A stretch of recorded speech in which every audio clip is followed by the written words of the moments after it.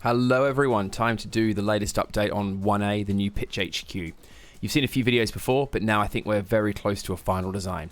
So I'm going to talk for a start about the existing layout of the building, because this will contextualize a lot of the things that might not seem logical if you don't know it. So here's the building, and we have Pitch Air next door to it, which you will recognize.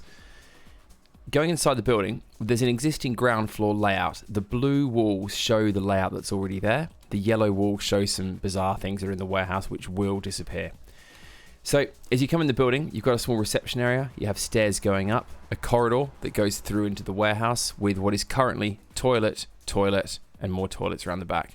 This is a slightly odd internal office that has no natural light.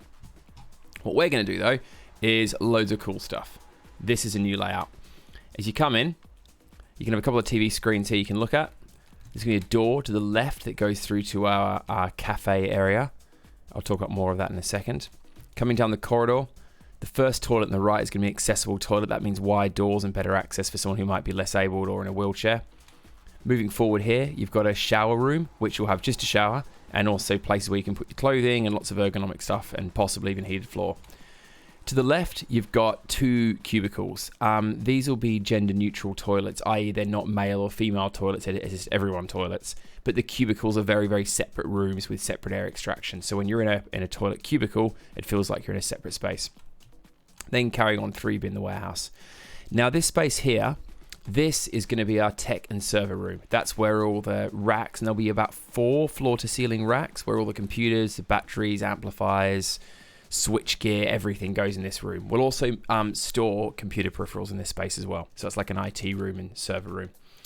Now, the interesting bit, this area here, the ground floor open air space, this is going to be basically a downstairs cafe kind of vibe. Big kitchen, corner kitchen space, island, and sofas. This is a really big area. You can't see from the drawing, but it's massive. The idea is this is a place where you'd go and have a coffee, work on your laptop, guests would come and visit, and also Friday afternoons over a party in there. There's kind of enough space to have like a DJ in the corner as well. So ground floor is staff room, cafe, casual office space. We're going to kit that out with an ice machine, big fridge, hobs, oven, and an island, and also probably about 6 microwaves because we love our microwaves. So that's the ground floor. I'll go through the rest of the warehouse. Over here, kind of boring, just racking kit storage like what we've got now.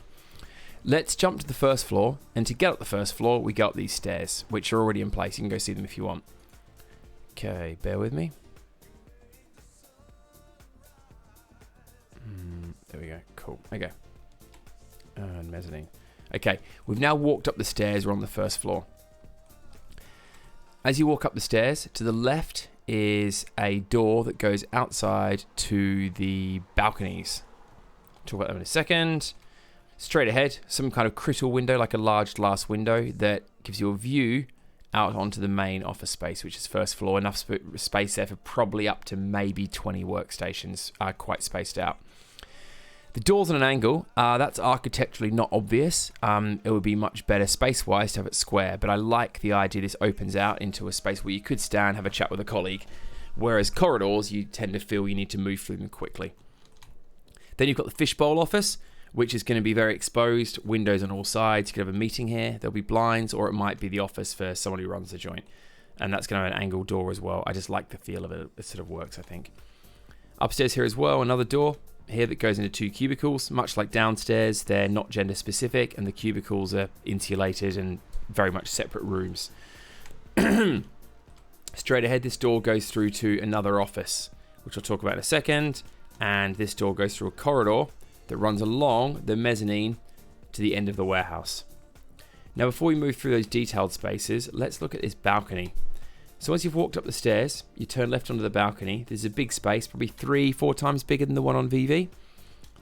And from here, you can then walk out onto the catwalk up to the airplane. We're going to make that a deck because basically none of the structural guys want to do the work on containers. So it's like, whatevs, we'll do it from deck, or we can just weld something in situ. These mez guys like their prefabricated steel work, which is all very precise, and this is not their vibe. So that's how we connect the two. Okay, now this meeting room space, in fact, this whole length of the mezzanine down here is going to have a wall, And we can actually divide these as much as we want. There's been interest from some post-production audio companies and some training organizations too. They might want some space down here.